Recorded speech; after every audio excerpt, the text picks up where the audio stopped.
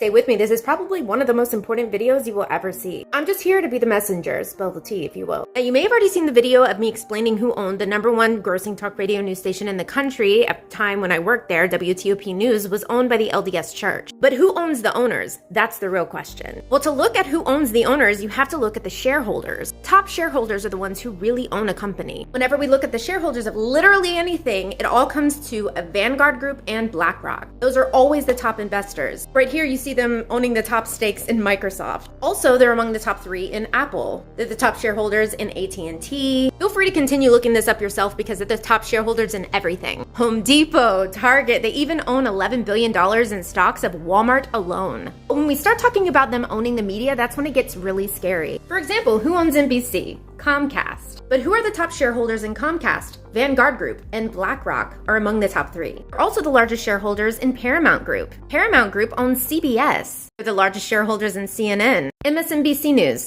Fox News, CNBC, Sky News, ABC News. They're also the largest shareholders in Sinclair Media Group. Sinclair owns 72% of the local TV news stations across the entire United States. They're also the largest shareholders in Gannett. Gannett owns more than 250 newspapers across the nation, including USA Today. A lot of the times we can't find news articles on Google. Have you heard of Matt Bellinger? Well, it's not on Google, but it's the biggest news story in our nation today. My last account was actually for talking about him. I did, however, make a YouTube video about Matt Bellinger, so if you go to the link tree in my bio, you can subscribe to the YouTube and see that video. Why is the biggest news story today not on Google? Because it goes against the government's agenda. If you see the video, you'll know why. Well, who owns Google?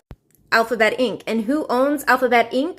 The top shareholders are Vanguard Group and BlackRock. So they own Google too. They also own the Federal Reserve. Yeah, the Federal Reserve is privatized, and BlackRock and Vanguard Group own it. In fact, they manage all of the Federal Reserve's corporate bond purchase programs, including the bonds that they also own themselves. Like, how is that legal? BlackRock and Vanguard Group have a monopoly on literally everything. Why does the name Vanguard Group always show up at the same time as BlackRock? Drum roll, please. BlackRock owns Vanguard Group, but who owns BlackRock?